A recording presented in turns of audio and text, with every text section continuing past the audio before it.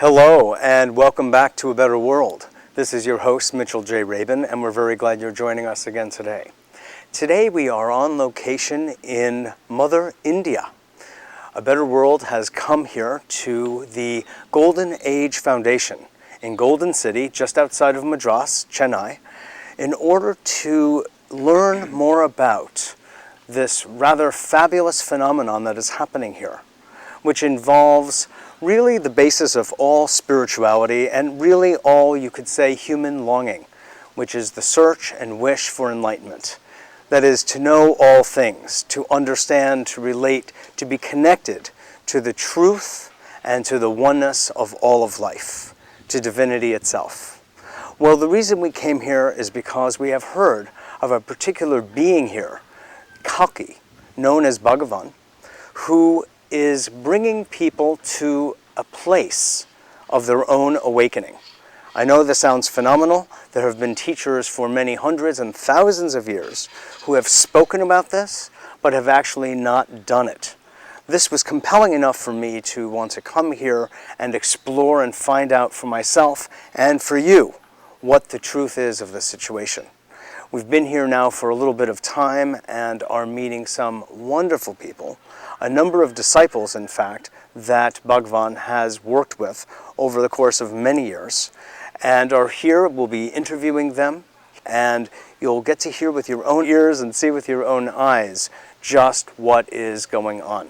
So we're very glad to be here ourselves and very glad that you'll be having a chance to, back in the United States, see what's going on here in what we think may be one of the largest revolutions that this planet has seen.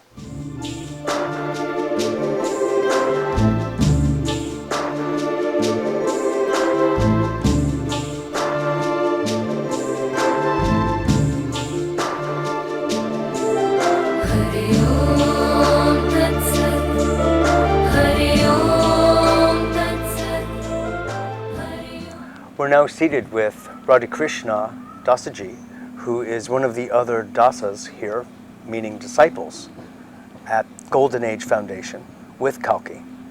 And we'll be asking him some questions about his experience of the enlightenment process and what it's like to be here and having passed through this remarkable experience.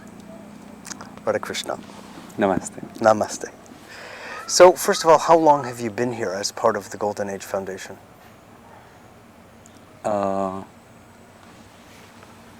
years. 7 years? Yes, more than 7. More than a little 7. more than 7.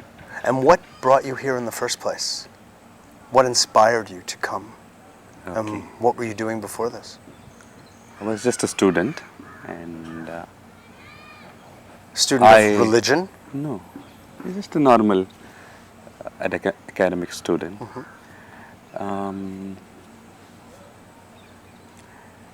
It was around 11 years ago that I came to know about Bhagavan and got introduced to the Golden Age movement,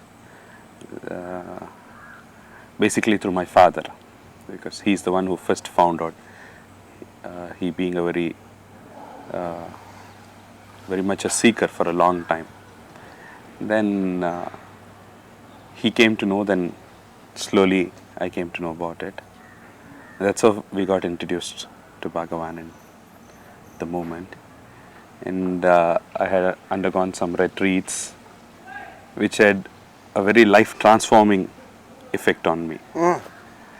So I would say, like, this complete change which I had at that time is just one retreat and a change, total change in the way I perceive life, in the way I perceive relationship, in the way I perceive myself. A complete change in perception,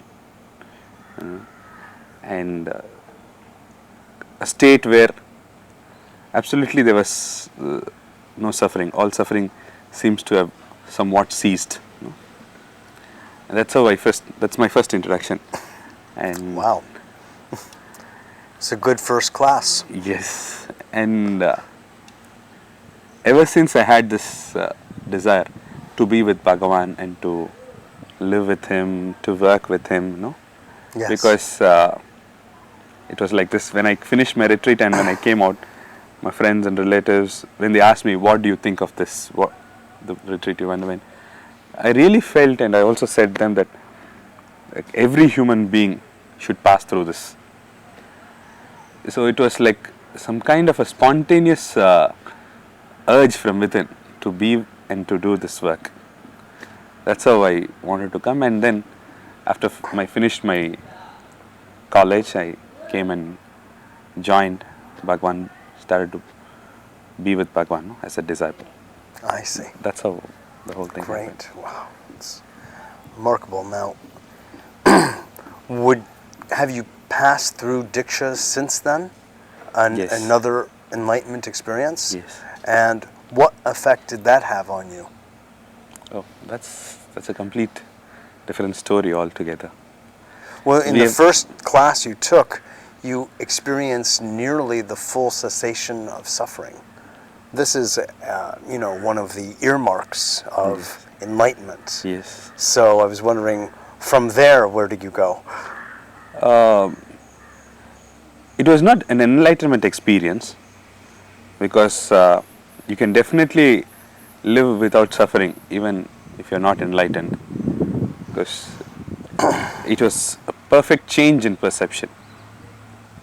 But you were still caught by the duality. Yes, that was there. Okay. That was there. And that in effect really yields some level of suffering. Yes, but we can say what normally people feel to be suffering. Okay. Like problems in relationships, problems with oneself, not able to cope up with things. Those kinds of, the layman's suffering you could call it. Okay.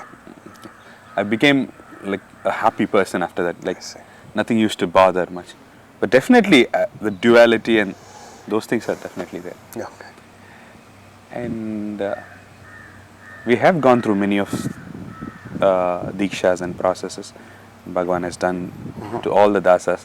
That's how Bhagwan has started the whole work.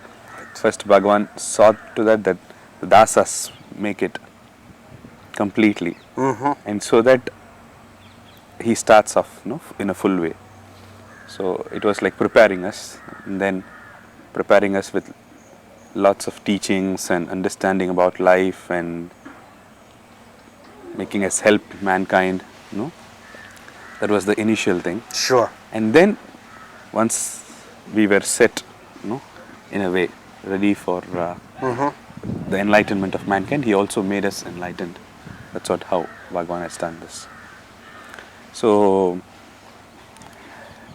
how would you describe my then experience your shift in perception since that enlightenment? Yes. The process itself is such a wonderful thing. You cannot just put it in words, though I will try to bring it in words. It's so... if anyone can, I think you can. Maybe.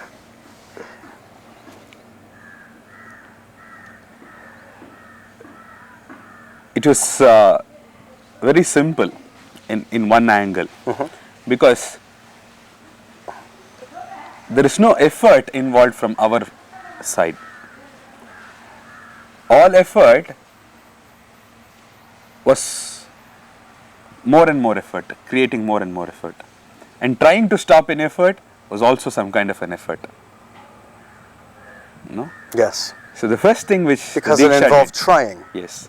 The first thing the Diksha did to us, Bhagavan's Diksha, when Bhagavan put his hands on us, this first Diksha, it has made me see that every effort is only leading to another effort. That's where it made the whole thing just relaxed, that you don't need to get involved in anything. It was an automatic process. It was a happening. Once the Diksha was laid, I could clearly see how a golden ball of fire, like going from the Sahasrara into the body. And then after receiving the Diksha, I was in my hut, and I could see like my eyes flashing. Like there was some kind of a flashing thing happening, and my body started shivering.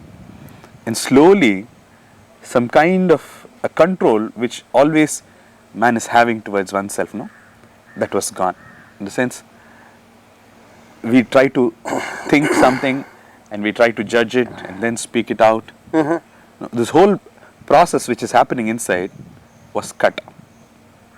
Like I was just speaking whatever was coming into me, and I was just moving around, and simultaneously joy building up and building up and building up. No, it was as if you're drowning in it.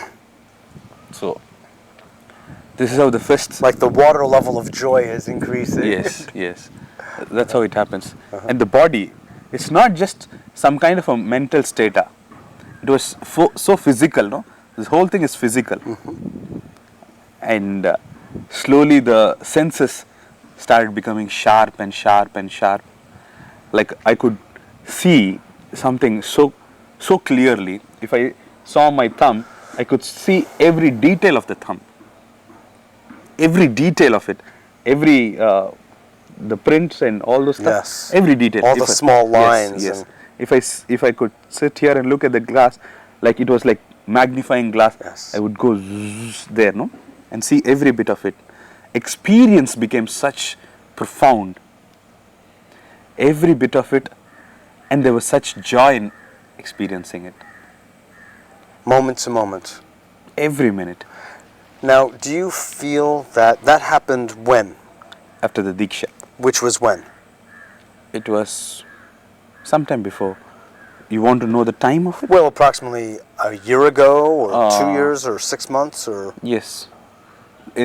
Towards the end of the last year. the end of last year. Has this experience of the sensitivity sustained, or has it changed? It has been there. It has been there. Yes. It is there. Yes. Now. Even now, my vision, the clarity in my vision is very, very deep. The way I see color is like really, awesome. And the recessed mechanical mind yes. is still present, but recessed. What happened Or in does that it come- part is like, in the process, there was a point where I could see that feeling of me who's trying to do something, who's trying to search for joy, who's trying to do things to attain joy, was not there at all. It was like a flash of an insight which hit me, and then totally it was some kind of a declutching which happened from the mind. Till there was a illusory person who was searching, no? And then once this insight hit me, that actually there is no person, but everything was experiences, different experiences. Talking was an experience, hearing was an experience, touching was an experience, thought was an experience, everything was an experience. But it was happening so fast that some kind of an illusory center was there. And when the Diksha hit, and I could clearly see that there is no person, the mind was totally declassed. The thoughts would come, thoughts would go. It's like pulling the screen and no one's there. Yes, no one is there. Poof. Yes. So interesting. So there's the mind is there. It's like there, somewhere in the background. Thoughts are there. But there's no interference of those things. They come, they go.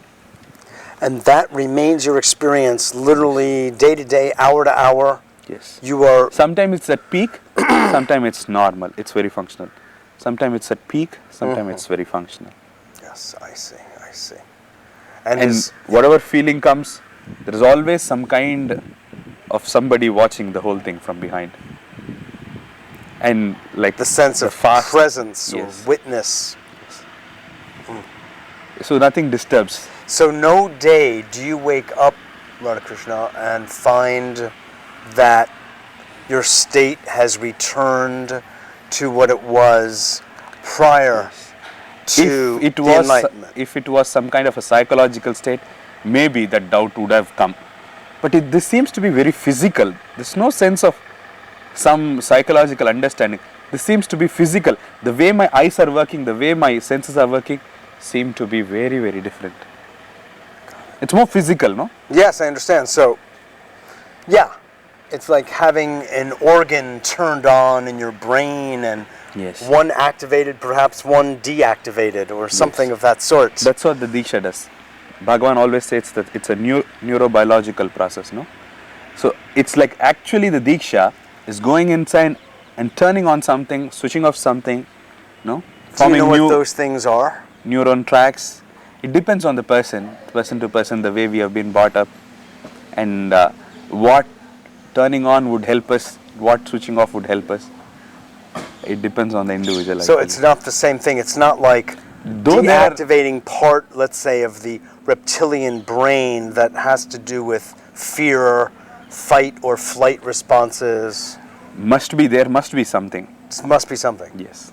That you should ask from Bhagavan. I Okay, fine. But the point is so important because there are many traditions that speak about enlightenment for many thousands of years, and there are people who have enlightenment experiences at various times along their lives, or from doing different sadhana or practices of one sort or another.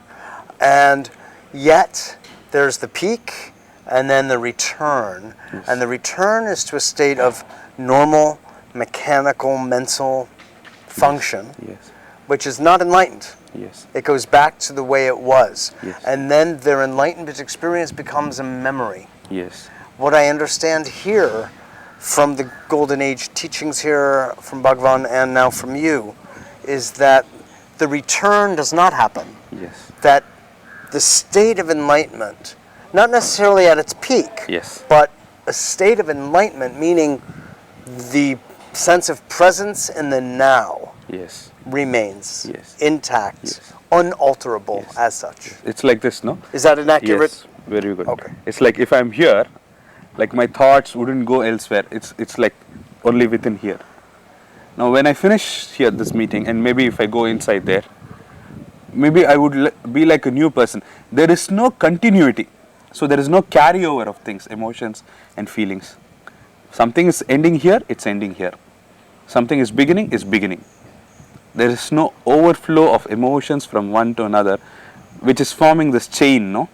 And this feeling of existence. This chain is the feeling of existence. That doesn't seem to exist. How an enlightened being would see and perceive things, we can never predict. One thing we can see or we can say is that he's not going to be a harm to himself or to anyone. But what harm is, it depends on what people perceive about it. We can't say that the people who are growing and this mechanical thing, whatever you're talking about, is the only cause for the destruction. My feeling is the destruction, everybody has a role to play in it. It's not one particular aspect of the society or not one particular framework of people.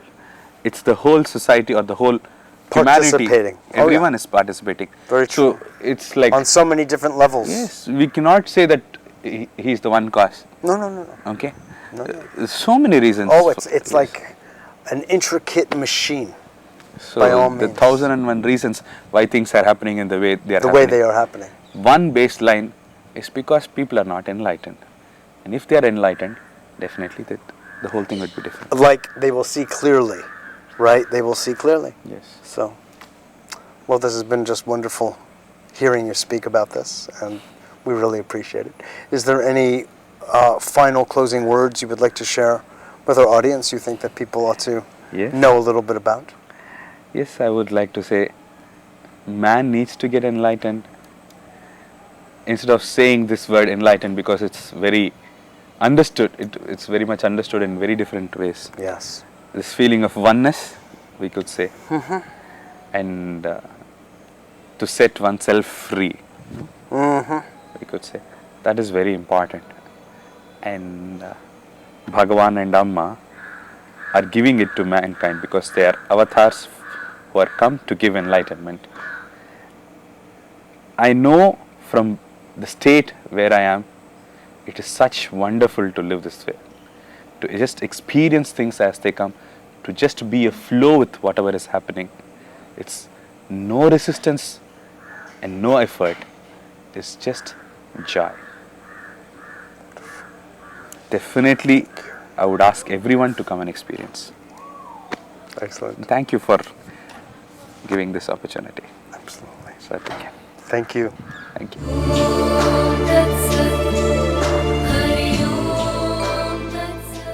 We're now talking with Freddie Ji, who is the first Westerner to come across Kalki. And so it's really a great opportunity to learn about what this movement was, what Kalki was at that point in time. Freddie Ji, thanks so much for being with us. I'm very happy to join Good. this program. Now, when you came across Kalki, when was it and what were the circumstances of it? Well, it was in end of 1990, and I was going to India. I told my mother I need happiness, and she said, "Yes, I never found it, so I cannot give it to you." So You're from Sweden. I'm from Sweden, so they have everything except joy. So I wanted to get into this state, and I read a lot of books, but I was fed up with all these books because you get some gruel in the head, you get confused. And then I really want to get it, so I was prepared to do meditation for 40 years, 80 years, whatever, but I wanted the state. So I wanted to get the most powerful place, but I wanted guaranteed to get it. So I went to India. The place I went to was Ramanashram, Tiruvannamalai. It seemed a very good place to get enlightenment. But I didn't see anybody who got it, just the beautiful theories. People from all over, ashrams, they're telling beautiful things. They have the best guru, the best master, the best way, but nothing really happens. So I got so... Well, they do have particularly nice states. Of course. They come and go. They didn't get what I was seeking for. I said, have you got joy and love and peace all the time? Nobody got whom I asked. Do you know anybody who got it? No, but our master, I said, okay, that's your master. But I want it for myself. I'm selfish. I need it myself. I said, no, we don't know. So it was such a shock for me because I thought it was possible according to the books. So I began to pray. I prayed for days. It was the first time I got completely helpless in my life. I said, oh God, now you show me the way or I'll die. So after that, very big miracles began to happen. So big that I don't know if I will tell it to you because people, they don't believe in these things.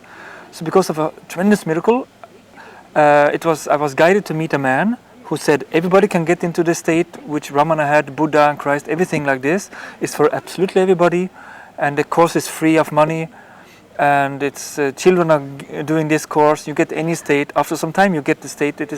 It's very, very simple. It's a new thing in the world. And I said, oh my God, what a prayer I must have made. So that is how it came. And that man was Kalki. No, the man I met there was Kumaji. Who made the promises? Yeah, it was Kalki. Yes, it was the course guided by Kalki. That was the Kalki, yeah. Okay, but there was a miracle that happened that brought you to this other gentleman in Tiruvannamalai, who then brought you to... Who gave me a brochure and told about this thing. So it was, yeah. And so indeed, is it so that you were the first Westerner to be in his presence and then stick with it? Yes, it was so. And it was a tremendous experience in the course. I thought I got enlightened even in the course itself, but it was just a divine state. And then after 2 months, half that state and half the old state. Then I had to struggle to keep it a little bit. It was just given in advance before. So, yeah. And what then? How about your dream and commitment to a life of love and joy endlessly? Did that occur? Well, the thing is that I wanted to get it myself. I got as a feeling of half, no? But then I felt it's just a matter of time. It'll take a little time and it'll be full. Mm-hmm. So why should I just enjoy it myself? Why don't I tell everybody? There are millions of people who would like to really get there. So I somehow, if a mother has children who are more sick than she can have a small disease, but she don't mind. Mm-hmm. She will just take care of the others. So I felt as if I got what I sought for. Maybe you can get more, but there's so much peace and this love. So there's no craving to get more, but if it's more, I don't mind. But as of now, 12, 14 years later, do you feel that you are well sated? Yeah, it's permanent state. Now? Yes, it is. It has been for a long time. Thoughts are not disturbing. It's a really beautiful state. It's really harmony, you cannot even describe. Without any effort, nothing.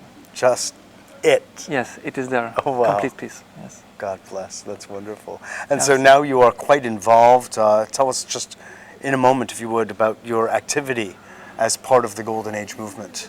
Well, I was sure that within 1 year I would bring 1 million people, because I thought this will really revolutionize the world, just like electricity or computers did. But now, after 13 years, it was like, maybe I have held courses for maybe 20,000-30,000 people, but it was not 1 million, which I thought. But it is so much joy to tell to people, and they're very happy, so it grows very fast. In Sweden, it seems, somebody's telling it's the biggest movement in Sweden, our courses. In some places, nobody knows about it. So it's like, some places very much activity, some less, because it's new thing in the world. Yes.